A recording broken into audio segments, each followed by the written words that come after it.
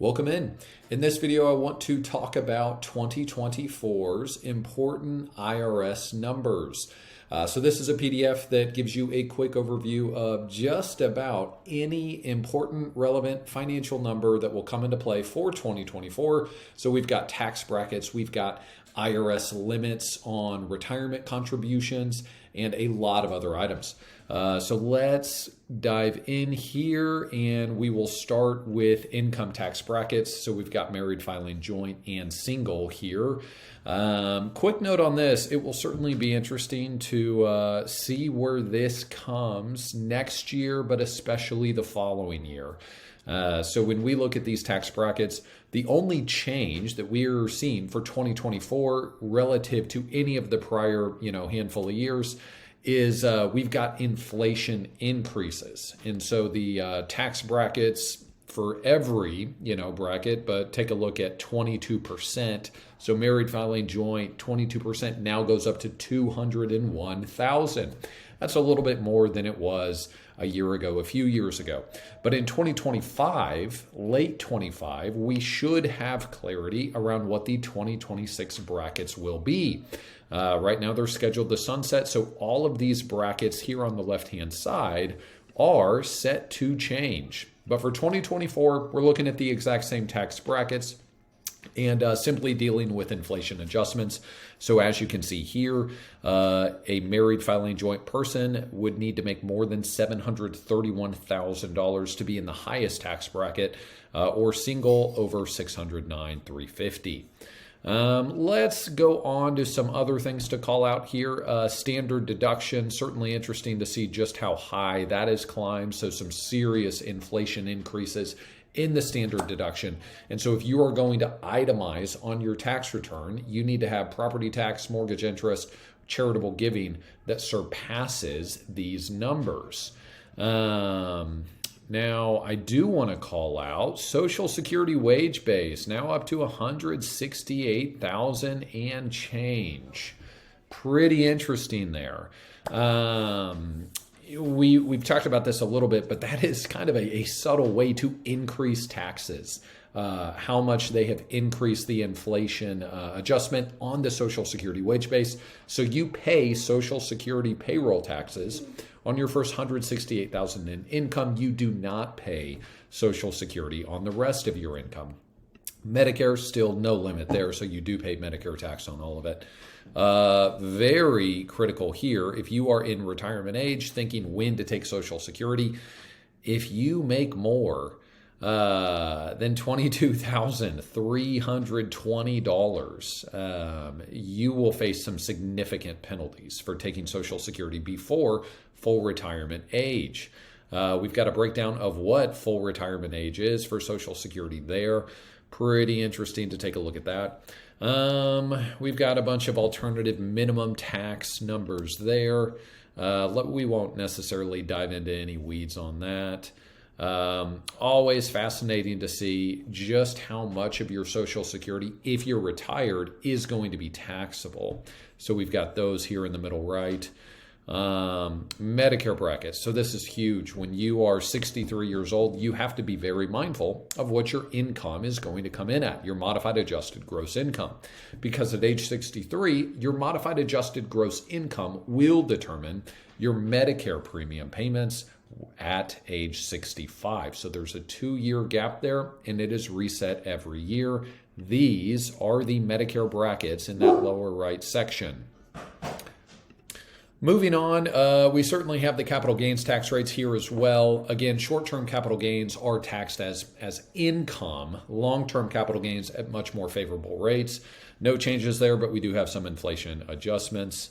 Now, 2024 important numbers, retirement plans. You can now contribute $23,000 into 401k, 403b, 457. Quick note there, that's up from $22,500. If you're over age 50, to catch up is still $7,500. Now, we do want to really highlight this $69,000 number. That is the all-in maximum. So you can contribute $23,000 as a pre-tax or a Roth contribution. If you're over 50, add 7,500.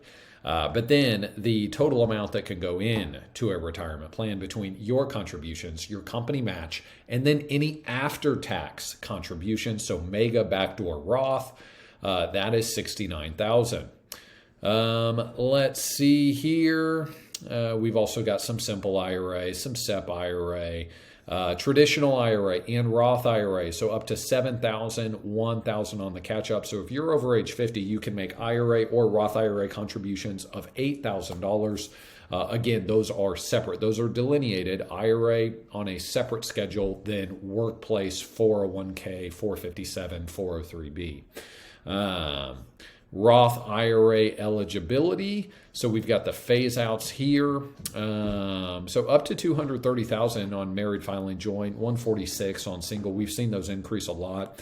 So if you make under those amounts, you are eligible to contribute to a Roth IRA. If you make over those amounts, you would have to think through backdoor Roth IRA and be mindful of the pro rata rule, making sure you don't have any other IRA assets. Let's see, we've got education tax credits. We do have estate tax and gift tax. I do want to highlight this. Over here on the right, these are the RMD tables, very relevant when you think about your total retirement assets and what you are required to take as taxable income from them, unless you do a qualified charitable distribution. That'll be another topic we can talk about in other videos. Let's talk about the estate tax exemption. So $13,610. So what are we looking at? A little over $27 million and stuff. If you are married, is your total estate tax exemption, and then that amount there. If you are single, so that is a per person exemption, flat 40% tax rate on estate tax. We will notice you are allowed to gift $18,000 a year.